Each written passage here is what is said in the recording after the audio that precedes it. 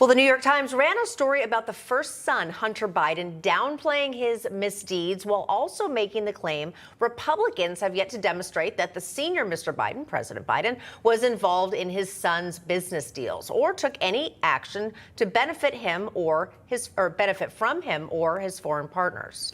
Joining us right now to discuss, former FBI Assistant Director Mark Morgan. Mark, we often talk to you about the border, of course, but we sometimes, want to let people know that expertise that you have. Now, across a variety of liberal media sources, we see a downplaying of Joe Biden's connections to Hunter's misdeeds.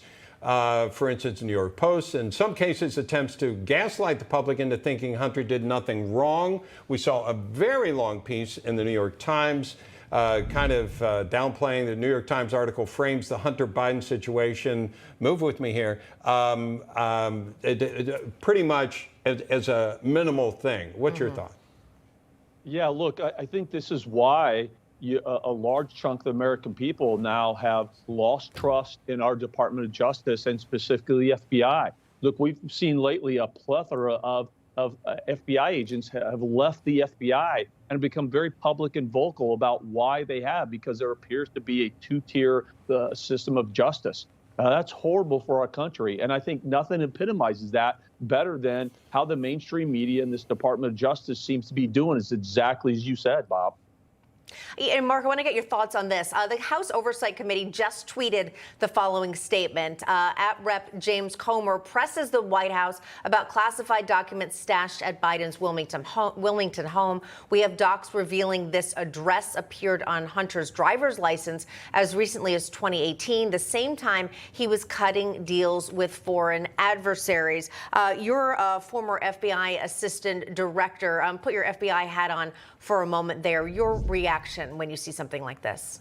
Yeah, that's why I shouldn't be shocked, Katrina, but I am, about how the mainstream media is also downplaying this, and quite frankly, how this administration is stonewalling the American people. They talk about transparency. They may be being transparent on the legal side, but they're not being transparent on the public information side. Look, having secured or classified documents in areas they shouldn't be is only one part of the issue. The other part that's significant is who had access to them. I mean, come on, having a classified documents in your garage, specifically with Hunter Biden as your son.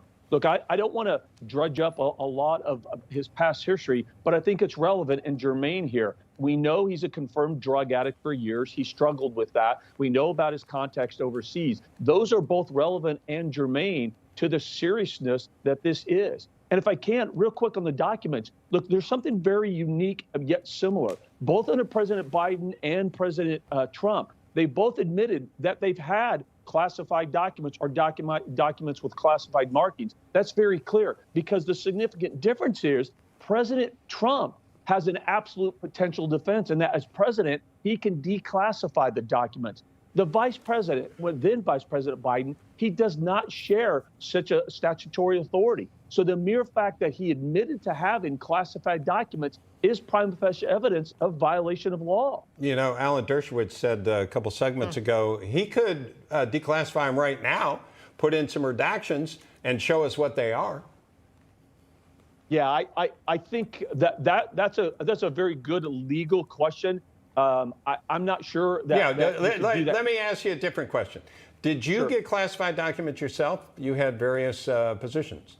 Oh, yeah, all the time. I assume so. Yeah. So tell us how seriously you took those and chain of command and all that. I tell you, extremely. And in fact, my staff, which I always had an incredible staff around me, they also took it very seriously, too. I mean, there were times as the Commissioner of Customs and Border Protection, for example, 63,000 employees, a $13 billion budget with a wide, complex mission set to protect this country. Even as the commissioner, as the top dog, I would have to go into a SCIF, and I think everybody's familiar with that. I would have to go down there, read the documents there, and leave those documents there. I couldn't even bring those documents up to my office in the building where I was commissioner.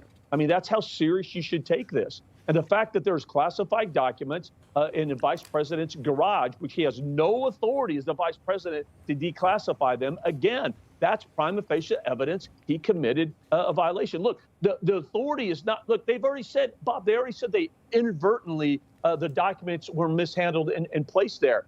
Well, the standard is gross negligence. It's clear on its face. Classified documents in your garage, that's gross mishandling right there. I think the case is closed. But there was a Stingray Corvette nearby, so that means they were secure. In a locked garage. Right, exactly. Exactly. I mean, I think both of you are right. The American people aren't buying it. And Hunter Biden being attached to this because of his background, because of the other issues surrounding him, it just makes it worse. Going forward, and this is going to be, and again, how they're going to handle this between Trump. Because real quick, here's a question I want to know. It hasn't been answered. Did the FBI have full access to his house? Did he search the entire house? Did they search the entire Penn Biden Center? Did they search Biden's second location, his second home? I mean, those are very important questions that are yet to be answered. Yeah. And of course, Mark, you having been in the FBI, that makes me particularly interested to get that answer to your question. I don't know. All right, Mark Morgan, appreciate it. Thank you. You bet. Thank you both.